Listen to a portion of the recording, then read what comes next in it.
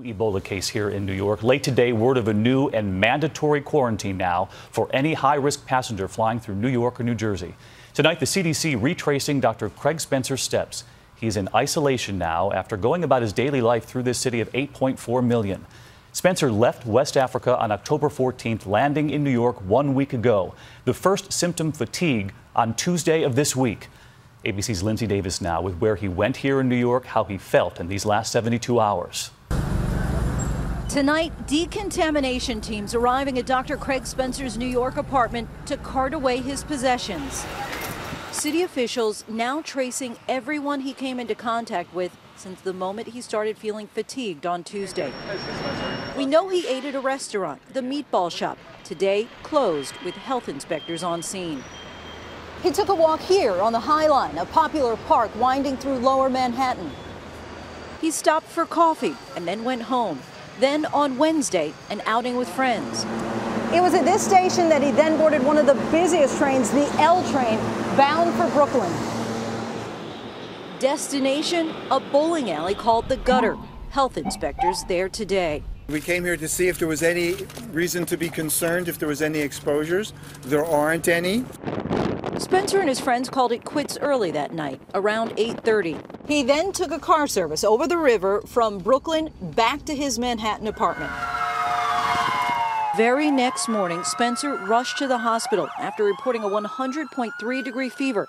Tonight, he's in isolation. His fiancée and two friends in quarantine. New York's mayor urging the city not to worry. There's no reason for New Yorkers to change their daily routine in any way. And to prove it, the mayor himself riding the subway today.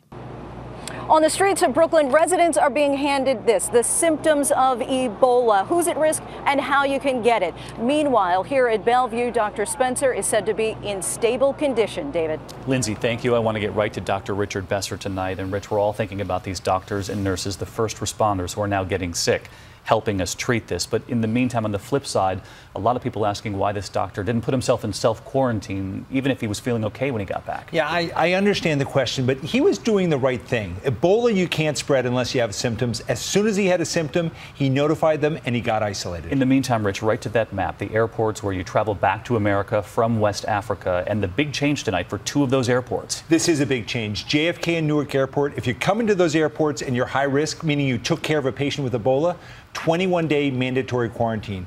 I worry that this may discourage some people from going over to help. All right, new development tonight. Rich Besser, thank you. And one more note on this, an image tonight. Nurse Nina Pham, the first person to contract Ebola here at home, walking out of that hospital Ebola-free. In Dallas, her fellow nurses cheering her on, and Pham's first stop, the Oval Office. A hug from President Obama, and tonight she says she is grateful for everyone's prayers. I believe in the power of prayer because I know so many people all over the world have been praying for me. She also says she is looking forward to reuniting with her dog Bentley. And tonight, this image, the animal shelter worker in protective gear. Bentley not quite done with his quarantine, but looking well tonight.